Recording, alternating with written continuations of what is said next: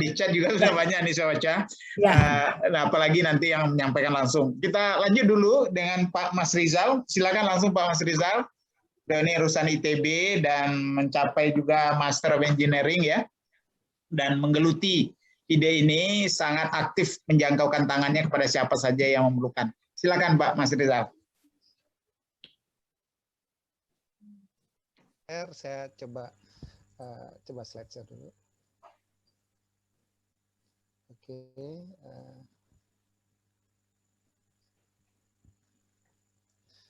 Terima kasih, Prof.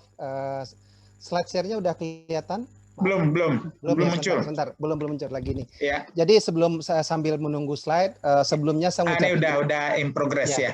Sebelumnya saya mengucapkan terima kasih atas waktunya, dan tadi saya juga tersanjung Ibu Nur, saya suka manggilnya Bu Nur walaupun saya manggil Bu Ati ya, japri saya tentang bagaimana program pengembangan talent digital dengan hub-nya adalah di INS Kayu Tanam, dan insya Allah itu sebetulnya udah lama juga saya sounding isunya, dan insya Allah besok atau paling lama hari Senin saya udah kirim konsepnya, bisnis modelnya, sampai nanti bagaimana alumninya dan bagaimana juga leveraging effect buat anak-anak negari di Sumatera Barat. Insya Allah ini jadi prioritas saya Bu, insya Allah di samping pekerjaan saya yang lain yang memang alhamdulillah nggak ada masalah gitu. Nah, mungkin hari ini saya menambahkan saja apa yang seperti disampaikan Pak Serli Tampo dan kemarin untuk bisa membantu, dan Bu Nur juga minta menyampaikan tentang SEO.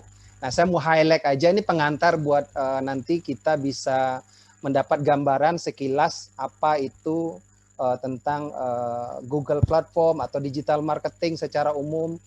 Ini slide-nya cukup jelas ya, Prof ya? Bisa jelas ya? Jelas, silakan. Slideshow, oke. Ya.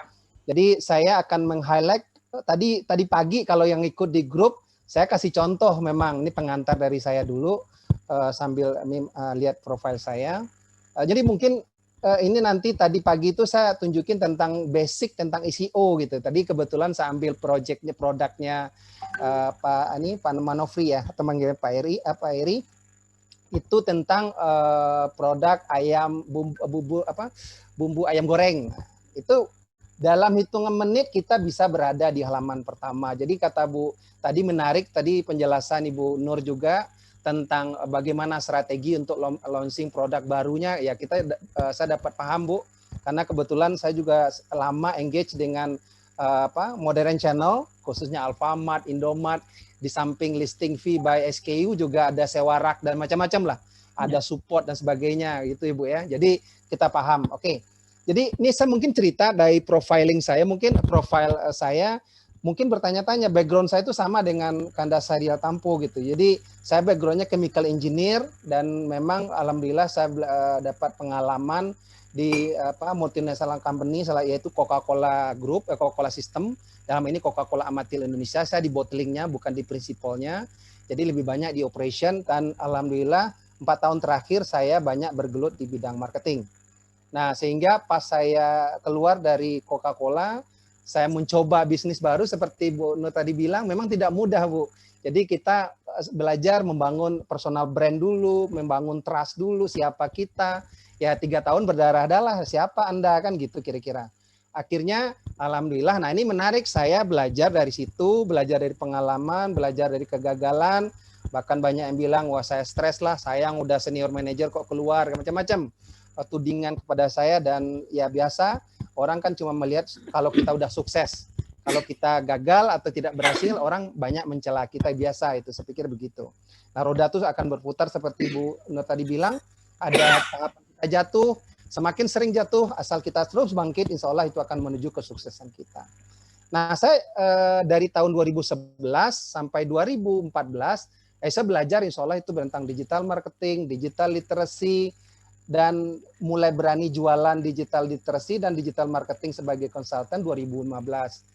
2016 saya alhamdulillah sempat berkeliling di Sumatera Barat, ke Padang Priaman, ke Solok Selatan, ke Kota Padang, ketemu juga dengan Pak Gubernur, Pak Mahyildi, Buya Mahyildi waktu beliau masih jadi wali kota.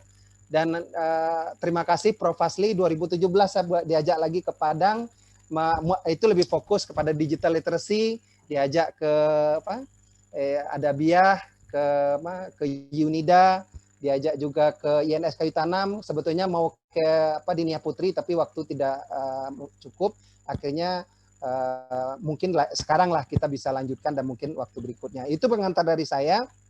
Jadi hari ini saya tidak akan menjelaskan secara detail, cuman pengantar saja melengkapi tadi apa yang dijelasin oleh Bu Nur atau Ibu Ati ya, bahwa digital marketing ini adalah kekinian. Jadi konsep tadi yang apakah itu 4P jadi kalau di Paragon, di Paragonian menjadi 5P, itu kita terjemahkan dengan pendekatan sekarang dengan digital sebetulnya tinggal komplementari aja. Konsepnya sebetulnya sama.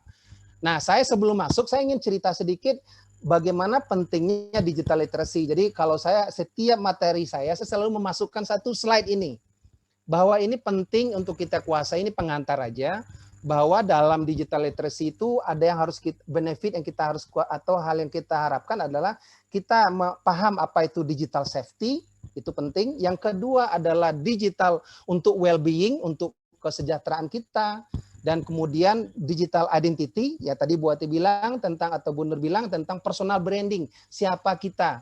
Jadi kalau Bapak Ibu googling saya, Mas Rizal Umar, insya Allah ketemu saya, siapa saya, apa yang saya kerjakan sekarang, itu insya Allah ketemu misalnya.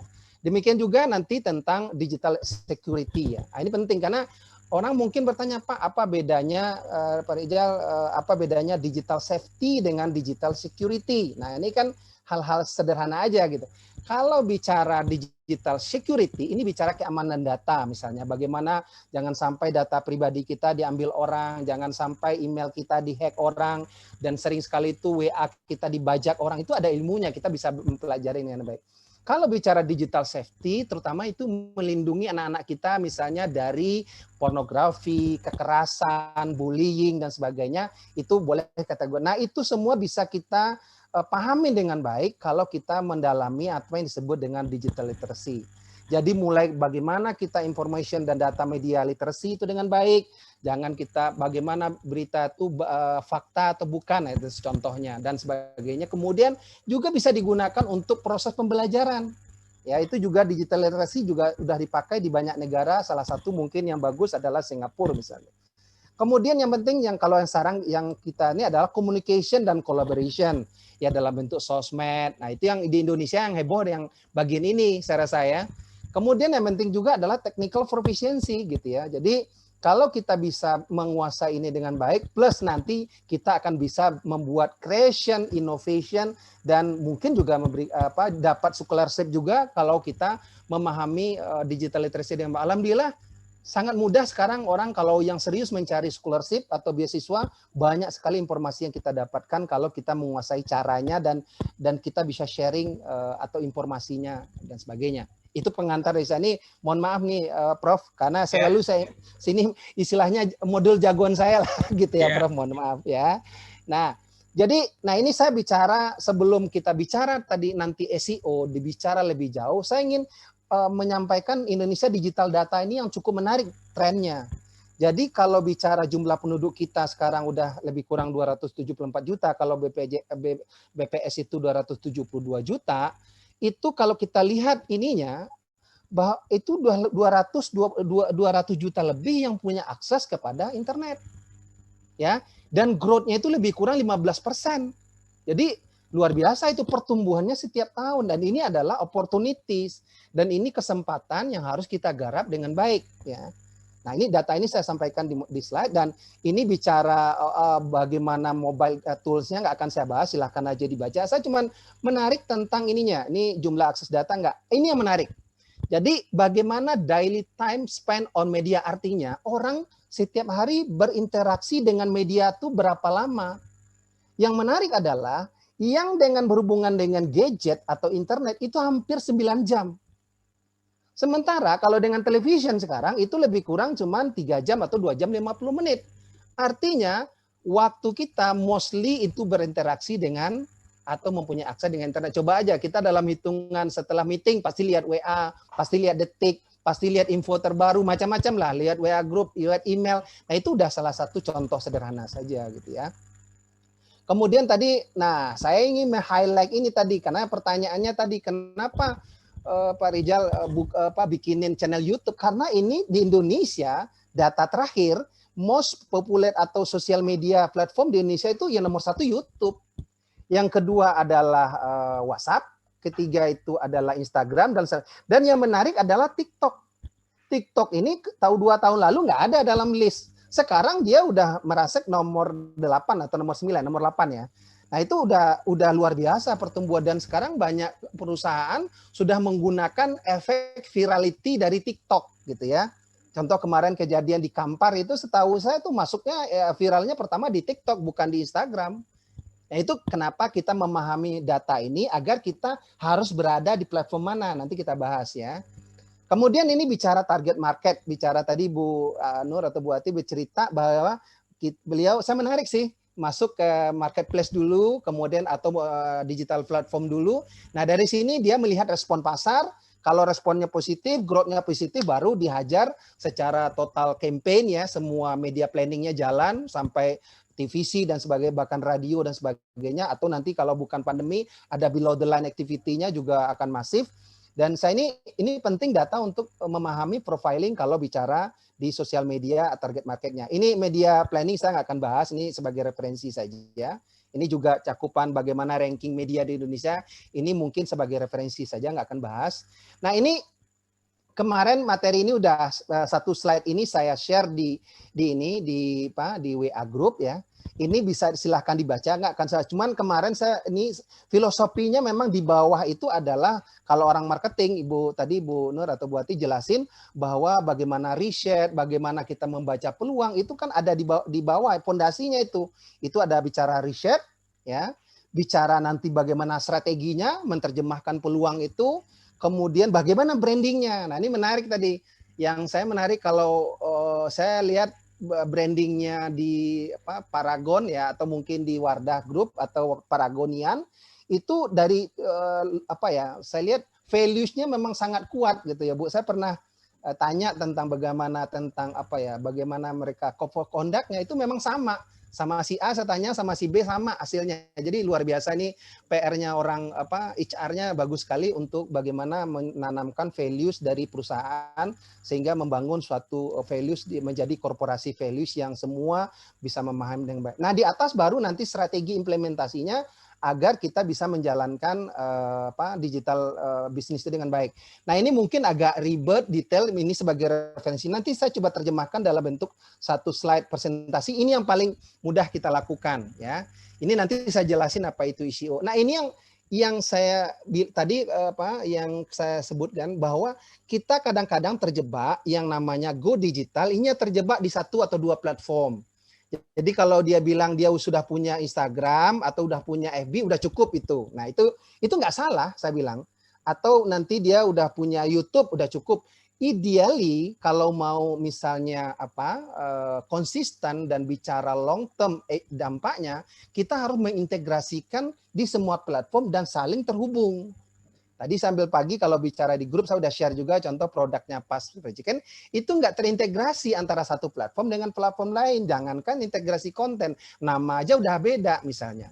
Nah ini contoh, nanti ini kan baru pengantar ya, nanti detailnya kalau nanti kita ada session lagi, kita langsung end on, langsung praktek, langsung buat platformnya, langsung kita lihat, mudah-mudahan nanti bisa lebih dipahami dengan baik, karena waktunya terbatas, saya cuma kasih ya namanya juga pengantar sesuai dengan modul slide saya tadi. Nah, di situ baru kita juga pentingnya SEO. Nah, kalau ini udah kita jalankan, insya Allah bisnis itu seperti Bu Nur atau Bu Ati bilang tadi, itu pelat, cepat atau lambat, dan selama kita fokus, insya Allah itu akan menjadi bisnis yang berhasil paling tidak. Kalaupun gagal, kita bisa bangkit lagi gitu. Karena roadmap-nya udah kita buat dan kita bangun fondasinya. Mungkin kalau tadi Bu, di awal-awal Bu menanyakan tentang vending, alhamdulillah saya juga membangun konsep ini. Jadi kalau Bapak Ibu cari sekarang cashless vending di Indonesia, insya Allah itu ketemu kami. Jadi hampir tiap hari perusahaan kami dihubungin oleh calon pelanggan nanya tentang vending, dan itu saya tanya dari mana taunya? Ya tetap dari Google gitu. Nah itulah salah satu contoh. Atau bicara daging, nanti saya coba highlight, kalau ada waktu 10 menit saya cuma kasih highlightnya. Nah ini bicara karakteristik setiap sosial media, ini nggak akan saya bahas, ini silakan sebagai referensi saja. Dan ini juga berapa lama konten itu ada di sosmed, ini sebagai gambaran, tidak persis, tapi lebih kurang dia berada di timeline itu, aktif di timeline itu lebih, durasinya lebih kurang seperti ini. Nggak persis juga ya, tapi plus minus lah ya. Jadi berapa lama bertahan satu konten itu ada di timeline kita misalnya. Nah, ini saya lebih strategik sedikit, tadi sudah bahas pengantarnya. Kalau mau bicara lebih praktis secara strategi, ya kita yang sering tadi saya jelasin tadi, memang kalau tadi bicara tuh kan seringnya cuman di sini ya, di sosial media. Kadang-kadang lupa nih konten manajemennya. Tadi kan saya sudah singgung soal content is the king. Nanti saya bahas ada slide-nya.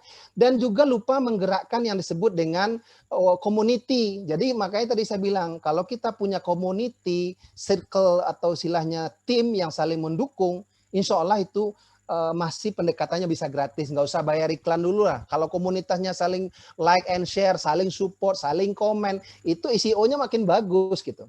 Nah, baru nanti bicara SEO-nya, itu yang disebut dengan nanti dua hal yang utama, off page dan on page ya. Nanti kan baru nanti akan dampaknya ke produk kita, ada membangun awareness, nanti membangun perubahan attitude atau respon calon konsumen terhadap produk kita, kemudian ada intention, baru nanti dia keinginan membeli. Kalau orang bicara organisasi, ya dia butuh support. Nah, ya makanya saya bilang ini karena materi ini saya juga pakai untuk salah satu lembaga negara atau kementerian ya. Jadi saya menyebutnya support. Pertama kan nggak mungkin membeli ke kementerian itu, tapi memberikan support terhadap program-program yang di-launching oleh lembaga tersebut gitu. Nah, tapi kalau untuk produk ya mereka mau membeli atau minimal mereka respect terhadap produk yang kita hasilkan. Kira-kira begitu ya. Ini secara konsep campaign atau bicara strategi yang lebih ini. Nah, kalau bicara untuk UMKM tadi saya bilang simpelnya begini aja deh. Minimal kita ada Google My Business ya. Kalau nanti mau bangun digital, ada di Instagramnya. Idealnya kalau Twitter nggak suka, nggak apa-apa, di skip aja. Atau minimal ada Facebook. Minimal ada 3 inilah. Sebelum nggak usah punya website dulu. Dan idealnya kalau bisa ada YouTube-nya. Kan biasanya di sini ada video-video pendek. Ya udah minimal membangun reputasi dulu gitu. Kita ada channel YouTube-nya juga makin bagus. Kontennya nanti itu akan membantu. Itu dampaknya di SEO. Baru nanti kita punya marketplace, apakah di Tokopedia, di Shopee, Bukalapak. Dan saran saya nggak usah lebih dari 5 ya. Kalau lebih dari 5 kita nggak fokus juga. Idealnya sih 3 aja udah cukup lah. Cukup di Shopee, cukup di Tokopedia. Saya nggak promosi platform ya. Silahkan mana yang lebih nyaman, tapi yang karena memang secara ranking mereka top 3-nya ini gitu. Jadi kewajar juga kalau kenapa saya bilang pilih antara Shopee dan Tokopedia, karena memang itu yang paling ramai pasarnya. Tadi saya bilang analoginya ini pasarnya seperti pasar Tanah Abang lah kalau di Jakartanya, atau pasar Jatinegara, atau kalau di Sumatera Barat pasar Awu Kuningnya, itu pasar yang ramai. Kalau pasar Lubuk Alung misalnya itu orang nggak tahu ya, pasarnya sangat kecil gitu, analoginya begitu kira-kira ya. Kemudian perlu disupport nice to have kalau mau punya website atau punya LinkedIn atau punya Pinterest, itu membantu. Kira-kira begitu ya cara menerjemahkan marketing tree tadi lah. Nah, ini kalau ini lebih advance lagi, ini untuk korporasi saya nggak akan bahas di sini karena ini sangat teknis karena waktunya terbatas nih, nggak akan saya bahas.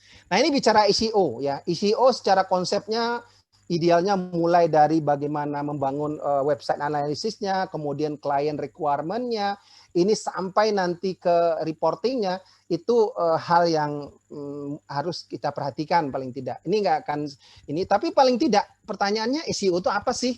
Tadi udah saya bagikan ininya PDF-nya memang dalam bahasa Inggris. Saya sederhanakan aja itu secara alat untuk atau strategi ya mengoptimalkan situs atau blog atau website atau sosmed yang bertujuan untuk meningkatkan posisi kita di mesin pencarian secara organik. Ini organik ya tanpa iklan. Jadi dalam setiap hari kan orang menggunakan Google, bagaimana kita ada di halaman pertama. Nah, itu kira-kira SEO itu seperti itu gitu ya. Nah, ini gratis. Kalau yang berbayar itu disebut nanti dengan pakai AdWords atau FB Ad, itu kan berbayar. Nah, untuk pemula bagusnya yang gratis dulu. Jadi bagaimana dia mencari kebutuhan mereka, kan paling dia cari hotel, cari makanan, cari kosmetik model ya, atau mungkin yang unik-unik produk, dia pasti lewat Google sekarang. Nggak ada orang lihat iklan buku kuning, itu nggak ada lagi sekarang kan. Jadi orang kena buka AP. Nah, yang menarik adalah bahwa 30% dari tautan organik itu menerima istilahnya dari klik yang tayang dari organik ini. Jadi kita pun coba deh, kalau kita cari sesuatu lewat Google, pasti kalau yang beriklan tuh yang pakai ad atau iklan itu labelnya, nanti saya kasih tunjuk pada slideshow nanti, apa live show nanti, ini itu orang malas ngeklik, dia orang suka klik yang organiknya gitu, yang SEO-nya. Nah, ini yang menarik lagi nih, silakan dibaca, saya nggak akan bahas ya. Jadi kalau search engine itu bagaimana kita selalu ada di halaman pertama, kalau bisa nomor 1 gitu ya. Nah, kalau yang berbayar itu disebut bagian dari SEM, Search Engine Marketing, itu termasuk pakai AdWords, dan ini impact-nya kemana nanti seperti tadi kita bilang, kalau kita bayar iklan, itu biaya investasi kita lebih mahal, operating cost kita akan mahal. Kalau saya, alhamdulillah dari dulu saya ngajarin, saya tidak pernah menyarankan untuk beriklan. Memang bisa kalau udah basicnya dapat, kalau untuk meningkatkan pasar lebih luas, saya juga menyarankan untuk iklan. Selama dia udah siap, udah paham bisnis modelnya gitu. Jangan dikit-dikit iklan, kita menyasar target aja belum bisa, bagaimana menghitung lead-nya aja belum paham, ya udah tiba iklan, ya kita buang-buang duit saja gitu. Ya kira-kira demikian, tadi kemarin kan juga dibahas itu tentang ini. Nah, kalau bicara search engine, kita tahu search engine itu adalah mesin pencari ya. Jadi algoritma ini bekerja di search engine, dan search engine itu bukan hanya Google ya sebetulnya. Di YouTube search ada mesin pencarian juga, di Pinterest juga ada, di Facebook juga ada, itu masuk mesin pencarian juga. Tapi yang terkenal adalah memang Google. Kalau yang lain itu ada Bing, ada Yahoo, ada Baidu dan sebagainya. Dan untuk Google sendiri, suka tidak suka mereka menguasai 92% untuk seluruh mesin pencari. Jadi wajar kalau orang semua pakai Google aja gitu.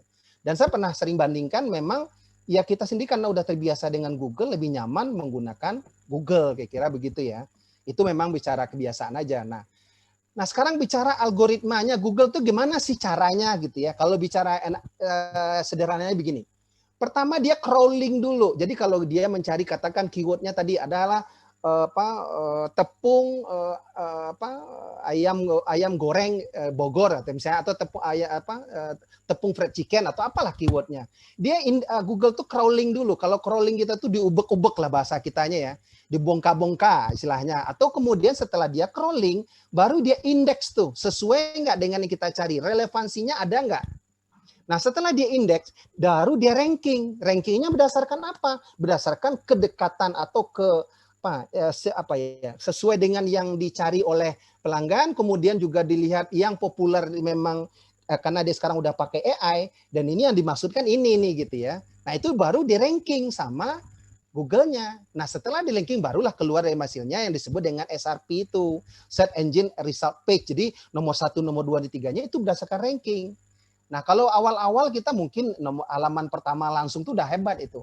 Paling nomor 3. Nah, kita bisa jadi nomor 1, dan itu ada caranya yang tadi saya bilang dengan strategi di atas tadi. Nah, kalau ini di atas itu nama-namanya, ini nama-nama algoritmanya aja itu dari mulai dulu panda, penguin, hummingbird dan macam-macam, ini sebagai istilah dari Google. Pada tahun itu dia menggunakan namanya Panda. Kalau sekarang tuh nama yang terakhir itu adalah Core Update tahun 2020 Mei kemarin, yang karena ini relevansinya dengan adanya COVID ya.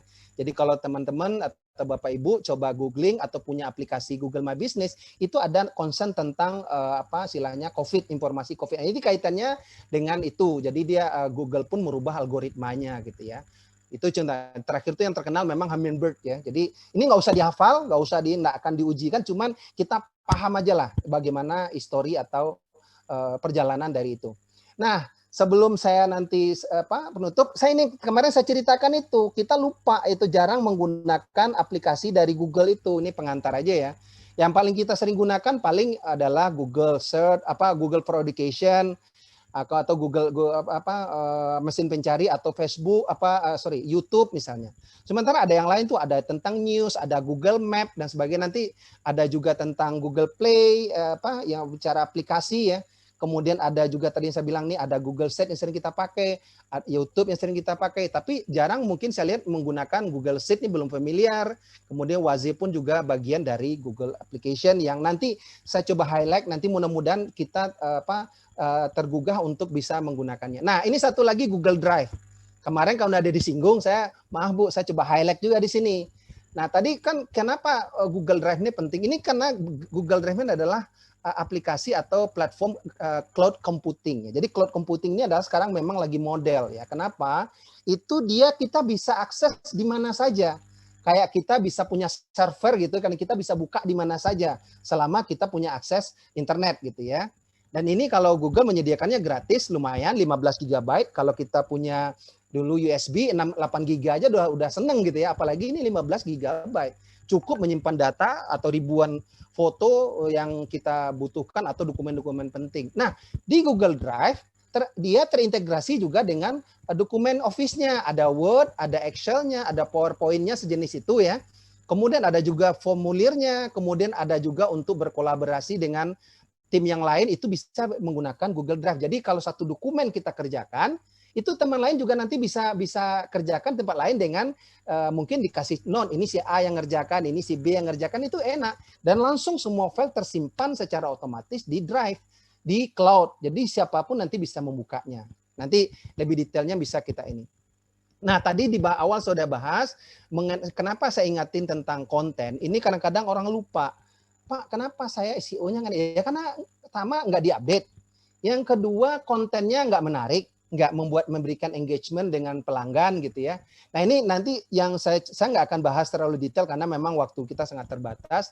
Mulai dari sama konsepnya dengan tadi, mulai dari strateginya, risetnya, kemudian baru membuat kontennya.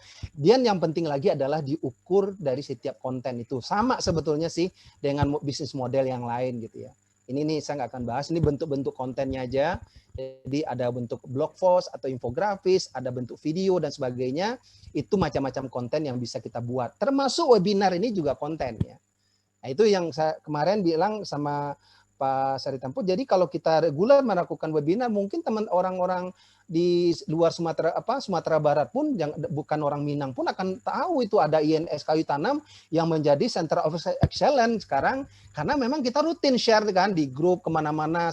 Tepat atau lambat orang akan lebih tahu dengan INS Kayu Tanam, dengan program wakaf produktifnya Bu Nur di sana, dan orang akan menjadi inspirasi buat orang bagaimana kita bisa berbuat untuk orang lain, atau kalau disalahnya di Ibu tadi care ya dengan sesama. Jadi menurut saya itu salah satu contohnya. Ini kalau bicara konten ini nggak akan saya bahas.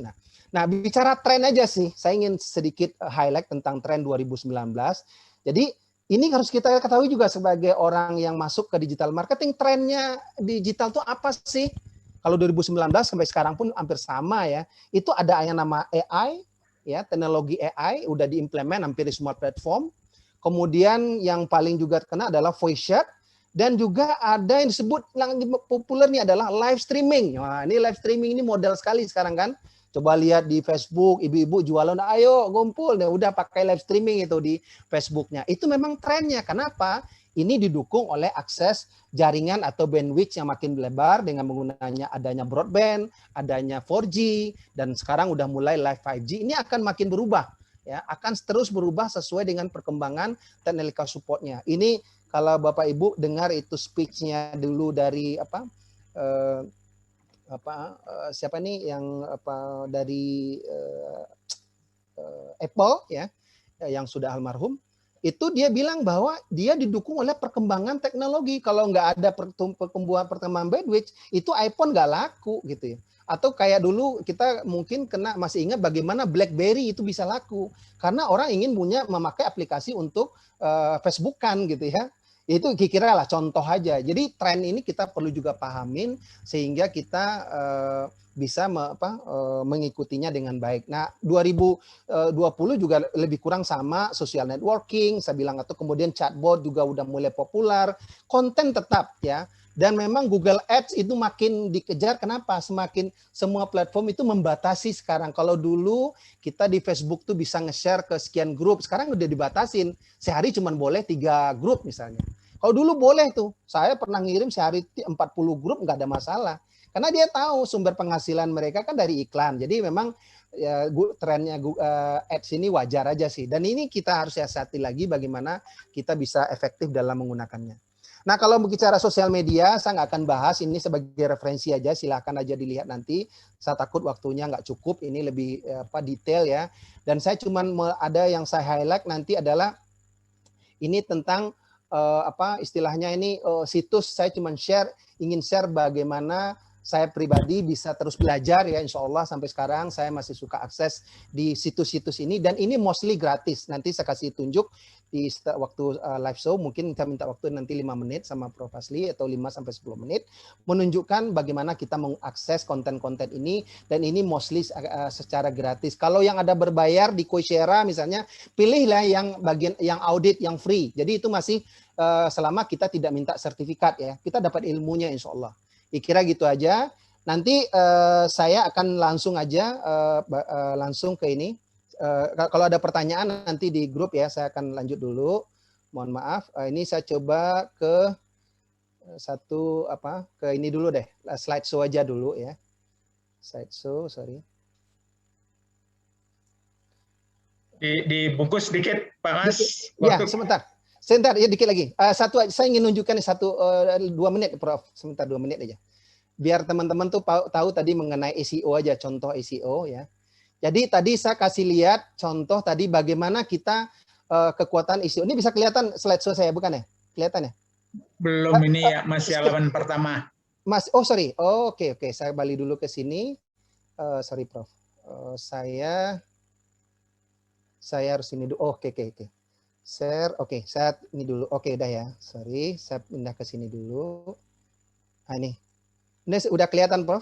Sedang in progress. Oh, progress ya. Yes, Google udah kelihatan ya. Ya. Saya tadi ingin kasih lihat aja contoh sederhana bagaimana SEO. Kalau bicara Wardah misalnya, orang tidak akan, kalau Wardah udah populer mungkin orang kan ketik Wardah ya. Tapi kalau dulu orang nggak kenal, paling dia bicara kosmetik halal misalnya. Nah, kita ambil contoh misalnya kalau orang misalnya mencari kosmetik halal ya. Kosmetik halal misalnya. Saya nggak tahu nih, saya belum lihat nih, cuman kita lihat aja apakah nanti Wardahnya juga muncul atau apa. Ini paling tidak dia macam-macam artikel lah atau apa. Ini sekarang orang udah memainkan SEO ini misalnya. Dan ini memang lebih banyak ke artikelnya gitu ya. Nah, karena ini bicara kosmetik halal, karena ini sangat generik. Tapi kalau bicara produk kosmetik halal paling laku dan sebagainya gitu ya. Ini misalnya ya, produk kosmetik halal Indonesia misalnya. Ini contoh aja, saya nggak tahu. Ini terus terang saya nggak ada. Ini tadi saya cuma kasih lihat aja nih bagaimana orang mencari sesuatu produk, sama tetap dia diarahkan ke artikel gitu ya. Dan ini salah satu yang kita sebut nanti dalam SEO itu namanya keyword analytic atau keyword planner analytic gitu. Jadi orang kalau mencari produk kita supaya ketemu dengan kita tuh apa saja sih keywordnya. Nah, saya kasih contoh. Ini kebetulan saya kerjakan.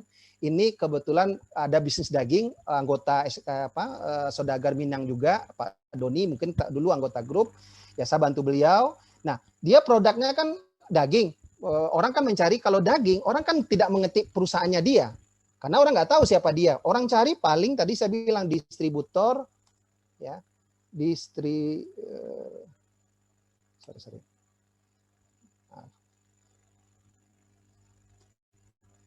distributor daging Horeca misalnya. Ya. Ini yang dicari oleh para calon pembelinya gitu ya. Jadi inilah kekuatan dari SEO. Nah, sehingga apa? Orang dengan mencari ini itu ketemu dengan supplier daging Horeca misalnya. Ini Indometa, ini perusahaannya dia, Pak Doni itu ya. Jadi atau mungkin nah ini keluar malah Google My Business-nya juga ada sebelah kanan gitu ya. Nah, ini yang saya bilang tadi itu namanya SEO. Jadi tanpa dia beriklan, orang cari daging ketemu dia dulu. Ya, itulah contoh aja Prof mengenai SEO. Ya mungkin satu lagi saya SEO ini contoh aja ya.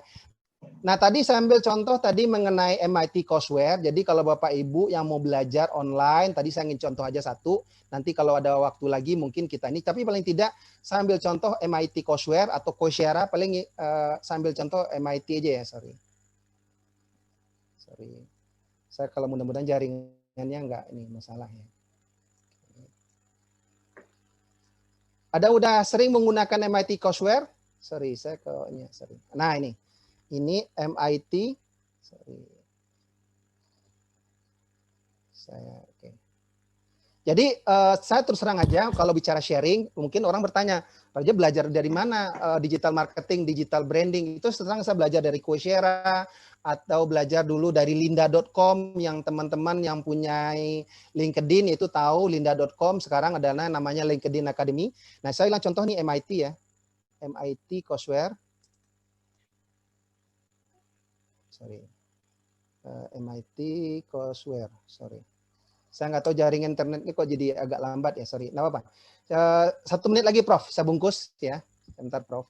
Ya, karena ini minimal jadi inspirasi juga bagaimana teman-teman mau belajar seperti di MIT ya, MIT Coursera ya.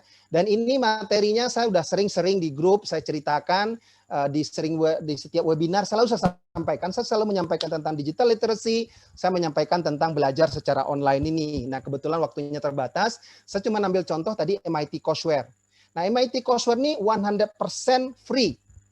Jadi Bapak Ibu mau belajar tentang financing, tentang tentang manajemen, tentang apa di sini ada, dan ini dijelasin bukunya apa, lecturingnya apa, ini ada di sini semua. Jadi tinggal nanti dipilih aja course-nya apa mau dipilih gitu ya. Ini tinggal kita cari nanti yang di featuring course-nya apa, pelajarannya apa. Jadi tinggal kita pilih nih, ada find course di sini ya.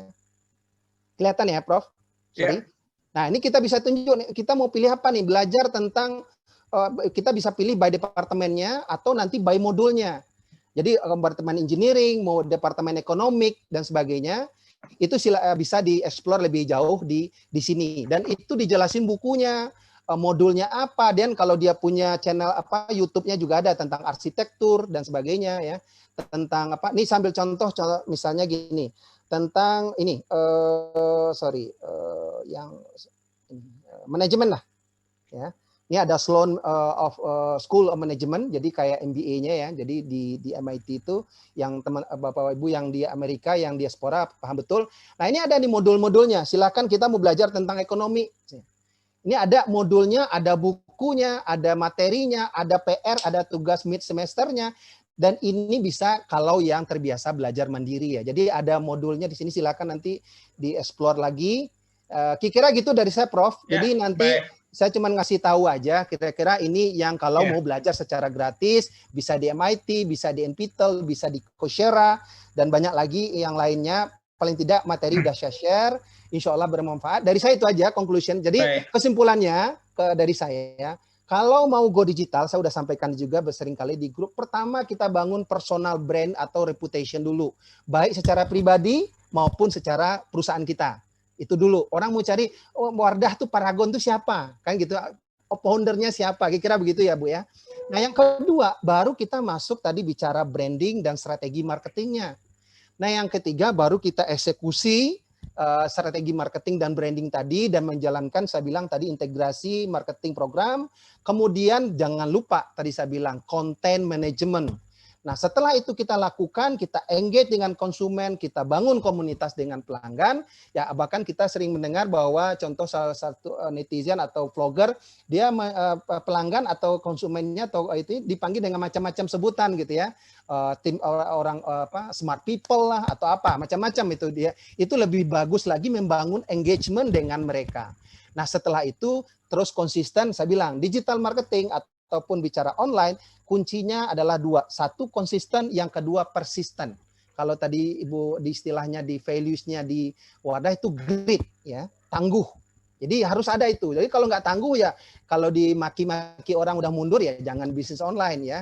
Jualan apa martabak aja di Lubuk Alung gitu. Jadi nggak ada masalah. Kira-kira gitu aja joknya, Prof. Baik. Jadi saya itu terima kasih. Kalau ada pertanyaan, seolah nanti kita bisa diskusi. Sekali lagi, wassalamualaikum warahmatullahi wabarakatuh. Waalaikumsalam. Ini permintaan banyak, bisa di-share di chat file tadi, file presentasi tadi. Oh udah, nanti udah saya ini filenya nanti bisa saya kirim lagi, bisa Prof. Iya, enggak siapa yang mau mendownload bisa dia dapatkan. Ya, nanti saya kasih linknya Prof. Abis ini saya Prof. Ini udah ya, saya udah slide share udah saya matiin ya. Terima kasih Pak Mas Rizal. Ya, baik rekan-rekan sekalian, kita langsung kepada teman-teman kita yang akan menyampaikan dirinya, struggle bagaimana dia membangun brand atau keberhasilannya atau pembelajaran, dan hanya boleh menyajikan satu pertanyaan pada Bu Nurhayati. Waktu tidak boleh lebih dari 3